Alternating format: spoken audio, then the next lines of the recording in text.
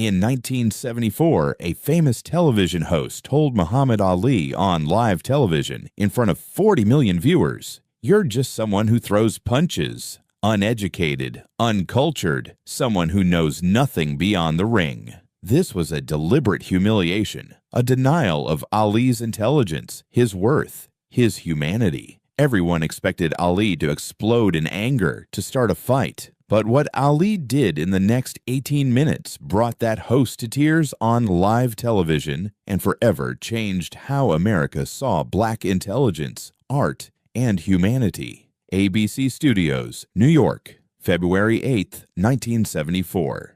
15 minutes until Wide World of Sports went live. The studio buzzed with activity, cameramen adjusting positions, sound technicians testing microphones, producers reviewing last-minute notes. In the green room, Muhammad Ali sat reading a copy of Shakespeare's Othello. In 1 week, he'd face Joe Frazier for their second match, dubbed Super Fight 2. This interview was meant to promote the bout. The door opened and producer Mark Stevens entered, clipboard in hand, a tense smile on his face. Ali, 5 minutes. Howard's ready for you. Howard Cunningham, 52 years old, one of ABC's most prominent sports broadcasters, Yale graduate, Ivy League pedigree, New England aristocracy. He'd been in sports television for 20 years, but he viewed sports as work for simple men, especially boxing, especially black boxers. "Howard's going to be tough today," Mark said, his voice lowering. "You know how he is about athletes, especially boxers, calls them muscleheads, brainless animals." Ali closed his book, Shakespeare's face visible on the cover. "I know," Ali said calmly. "Listen," Mark continued uncomfortably, "if he pushes too hard, I can cut away. We can go to commercial." "No," Ali cut him off. "Don't cut. We stay live. Let Howard say whatever he wants." Mark looked doubtful. "Ali, he's going to belittle your intelligence. He'll use the dumb boxer stereotype. He's trying to provoke you." Ali stood up, slipping Shakespeare into his jacket pocket. "Mark, let him say what he wants. Then I'll respond." Mark wanted to protest, but something in Ali's eyes, calm, focused, like before a fight, told him this was decided.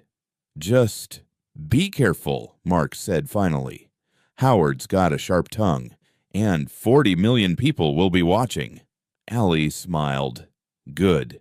Then 40 million people will learn something tonight." The red on-air light illuminated. Howard Cunningham sat behind his desk, perfect Brooks Brothers suit, Yale ring gleaming on his finger, reading glasses hanging from a chain around his neck. Every inch the Ivy League intellectual. He turned to the camera, condescension dripping from his tone. "Good evening, ladies and gentlemen. Tonight we have an interesting guest, Muhammad Ali, a boxer. In 1 week, he'll fight Joe Frazier again. For those who enjoy that sort of thing.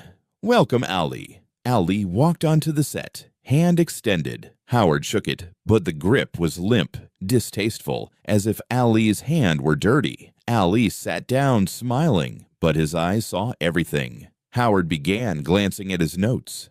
"So, Ali, you're returning to the ring, to punch and be punched. Tell us, what kind of career is this? What's it like to dedicate your life to physical violence?" The tone was clear, dismissive. Ali remained calm. "Boxing is an art, Howard, not just physical. It's mental, strategic." Howard laughed, a patronizing, belittling laugh. "Art? Ali, please. Art is Michelangelo. Art is Beethoven. Art is Shakespeare. You run around a ring and throw punches. That's reflex, instinct, something animal. But art? No." The studio audience murmured uncomfortably. This was blatant disrespect.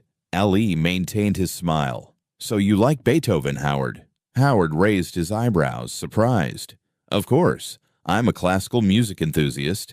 Why do you ask? Which symphony is your favorite?" "The Ninth, Ode to Joy." "Why are you asking?" Ali leaned forward.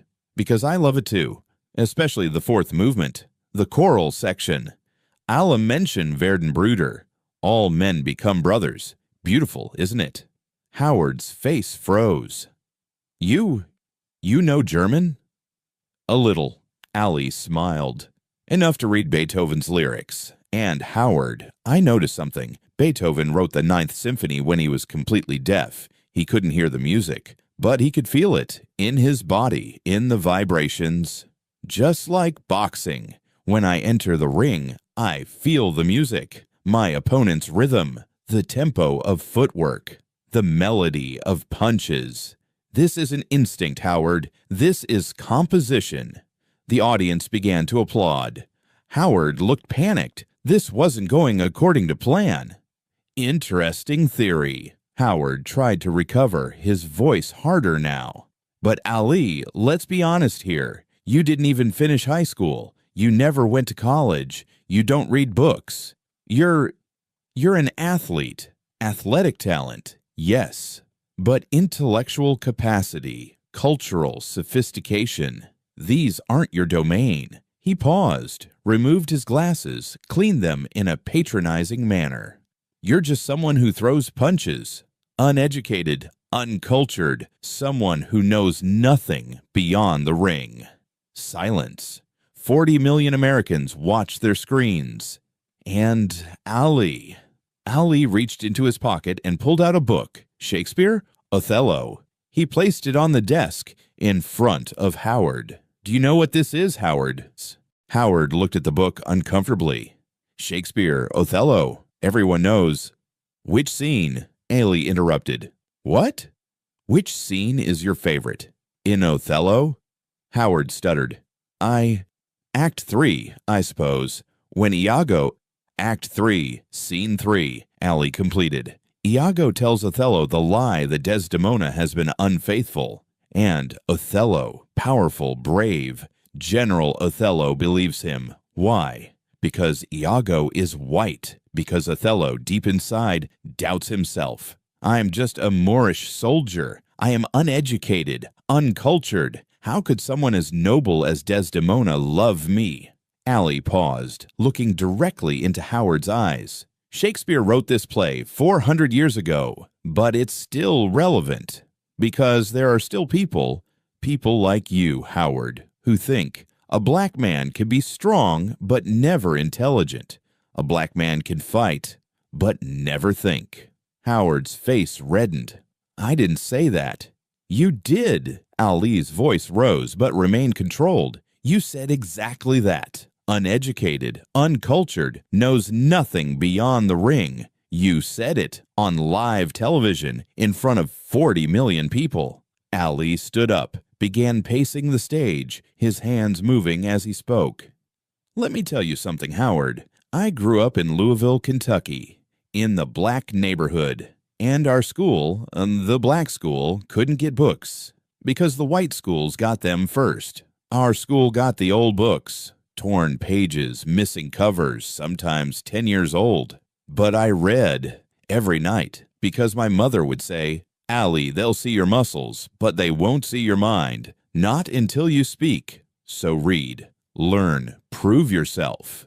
And I read Shakespeare, Langston Hughes, James Baldwin, Aristotle, Marcus Aurelius. I read because I wanted to know, how does the world work? How do people think? How does history repeat itself? Ali stopped in front of Howard.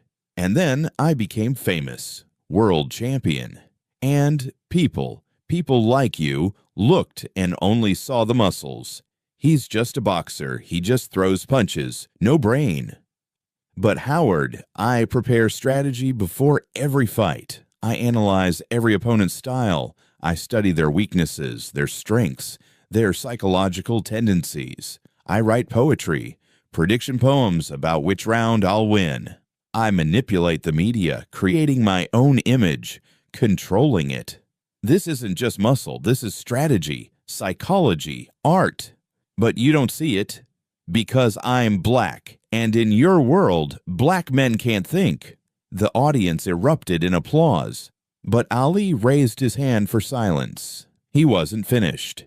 You want to know what the real difference is between me and you, Howard? Howard sat frozen, unable to respond. You went to Yale. You studied literature. You read Shakespeare in classrooms with leather chairs and oak tables. Professors told you what to think, what to analyze, what to conclude. I read Shakespeare in the gym, between rounds of training, with sweat on the pages, and nobody told me what to think. I had to figure it out myself. I had to see myself in Othello, a black man in a white world, constantly having to prove he's worthy of respect. Allie's voice grew softer, but somehow more powerful. So yes, Howard, you're educated. You have diplomas on your wall, but education isn't about degrees. It's about understanding. It's about seeing the world clearly. It's about having the courage to question what you've been taught. And right now, on this stage, I'm looking at a man with a Yale degree who hasn't learned the most basic lesson, respect. The silence that followed was absolute. After what felt like an eternity on live television, maybe 30 seconds, maybe a minute, Howard Cunningham spoke. His voice cracked. You're right. Ali turned surprised. What? You're right, Howard repeated, tears now forming in his eyes. I judged you, deliberately, and I knew what I was doing. He put his hands to his face. Ali, I went to Yale. Literature degree. I've read all of Shakespeare's plays. I listen to classical music. I go to the opera. And I thought that made me superior. That made me cultured. But the truth is, I'm afraid. Ali leaned forward. Afraid of what? Howard looked at him, eyes glistening. Afraid that you're everything I wanted to be. You're brave. You're charismatic. You stand up for principles. You refused Vietnam, risked your career, endangered your freedom, and people love you. While I'm pressed shirts, safe, university educated, but nobody loves me because I never took risks. I never was myself. I just conformed to the system. Howard tried to stand, but his knees were shaking. And worst of all, I belittle black people because they're brave. Because they own their identity, because they fight the system. And I'm jealous. I'm a Yale graduate, but I've never been free. You didn't finish high school, but you're the freest man in the world. Howard broke down on live television, national broadcast, 40 million viewers watching. I'm sorry, Ali. You were right. I judged. I belittled. And I'm so ashamed. The camera stayed on them. The producer in the booth gestured frantically. Should we cut to commercial? But Mark Stevens shook his head. No, let it play out. Ali slowly stood up, approached Howard, and extended his hand. Howard, listen to me. Howard looked up, tears streaming down his face. You judge by diplomas. I judge by character. And right now, in this moment, you just admitted your mistake on live television. In front of 40 million people. That's courage, Howard. Real courage. Howard took Ali's hand, pulled himself up. But I humiliated you. And you apologized. Ali cut him off. We all make mistakes. The difference is, you apologized. To everyone. Publicly. That makes you strong, not weak. Then Ali did something no one expected. He hugged Howard. Right there in front of the cameras. The studio audience gasped, then erupted in applause. When they separated, Ali kept his hand on Howard's shoulder and turned to address the camera directly.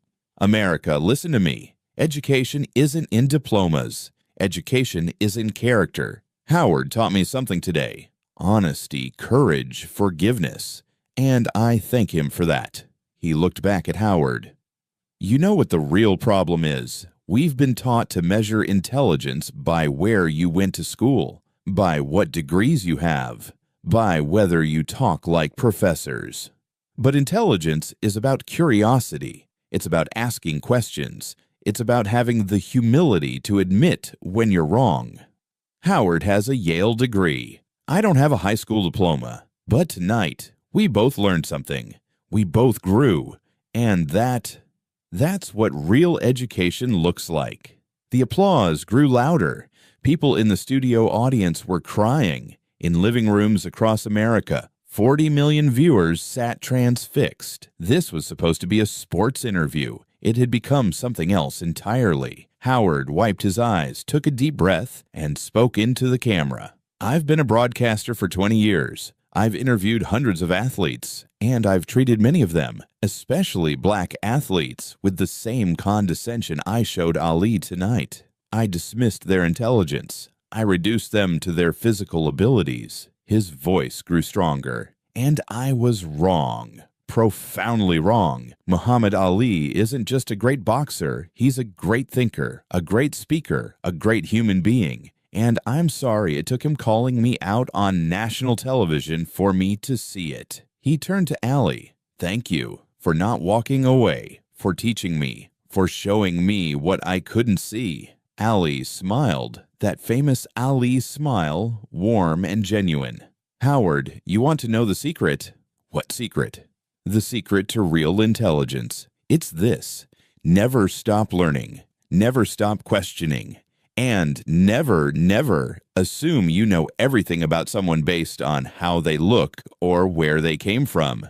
I learned that from a white man once. My trainer, Angelo Dundee. He could have looked at me, young black kid from Kentucky, didn't finish school, and thought he's just muscle. But he saw something else. He saw potential. He saw intelligence. And he treated me with respect from day one. That's why I'm here today. Not because of my fists, because someone believed in my mind. Ali looked directly into the camera. So tonight, I'm asking everyone watching, who are you underestimating?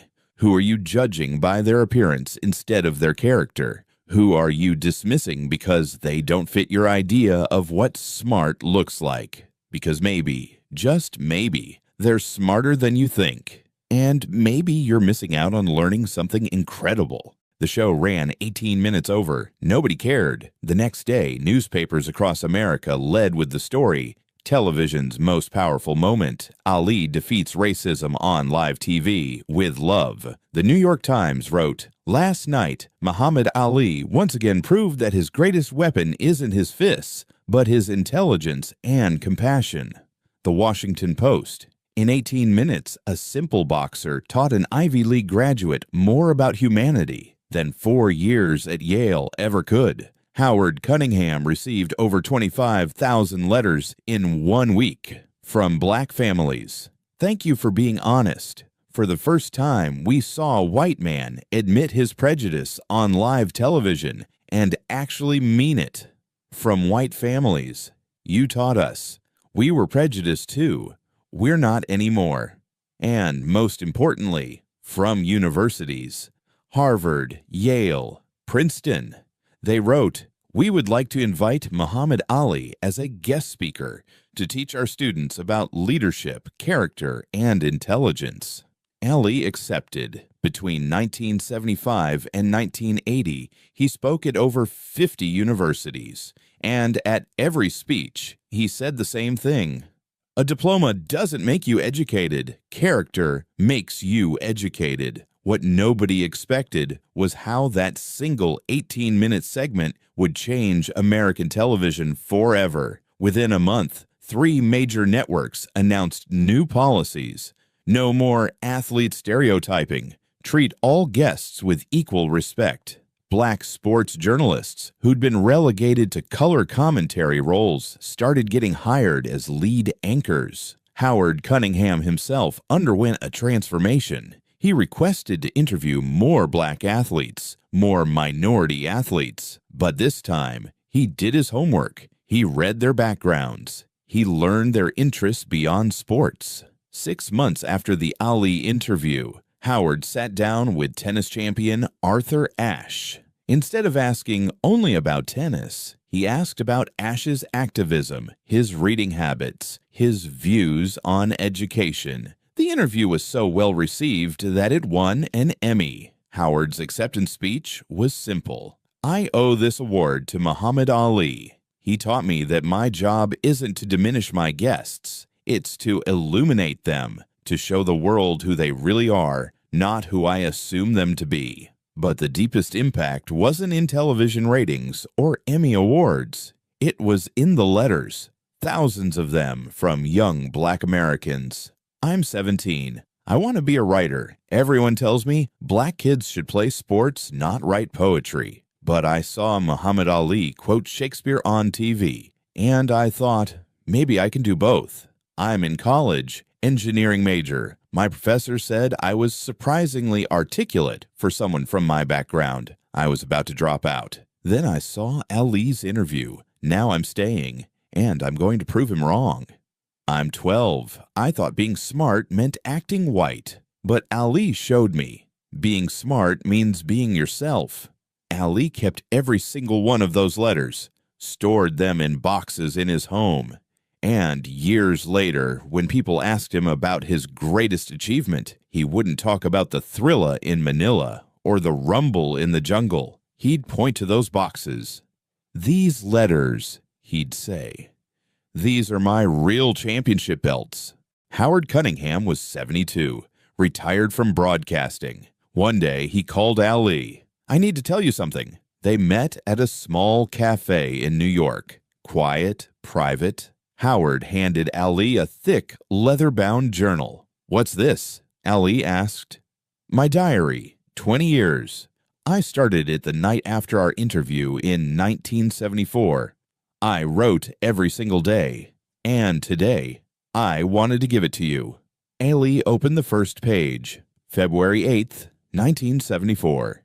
"Today, Muhammad Ali defeated me, not with his fists, but with his words. And I am forever grateful." Ali looked up at Howard. "Why are you giving me this?" "Because that night you changed my life," Howard said. "I was 52 years old, successful, famous, but miserable. Because I was a small man with small thoughts, small prejudices. And you showed me greatness isn't physical. Greatness is character. For the last 20 years, I've written in this journal every day who I talked to, what I learned, how I tried to be a better person." Howard's voice cracked. "And today, at 72, I can finally say, I'm free. Free from prejudice. Free from fear. And that's because of you." Ali smiled. "Howard, you're free because of you. I just held up a mirror. You saw yourself. And you decided to change. That's real courage." They sat in silence for a moment.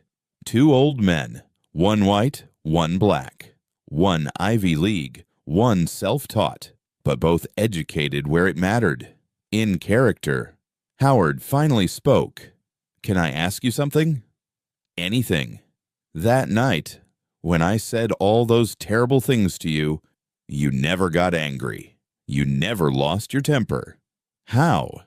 Ali leaned back, thinking. "You know why I didn't get angry?" "Why?" "Because I knew something you didn't know." "What?" "I knew that you weren't attacking me. You were defending yourself." Howard looked confused. Ali explained. "See, when someone attacks you, really attacks you with hatred and contempt, it's not about you. It's about them. They're afraid that maybe you're better than them. Afraid that maybe the world is changing and they're being left behind. So they attack, not because you're weak, but because they are. And once I understood that, once I saw that your attacks came from fear, not strength, I stopped being angry. I started feeling compassion." Howard's eyes filled with tears again. "You felt sorry for me?" "No." Ali shook his head. "I felt hopeful for you, because I knew if I could just show you the truth, show you that I'm human, just like you, maybe you'd see it. Maybe you'd change." And you did. Howard reached across the table, took Ali's hand. "You're the greatest teacher I ever had, better than any professor at Yale." Ali smiled. "And you're the bravest student, because you were willing to admit you were wrong in front of the whole world. That's something most people never do."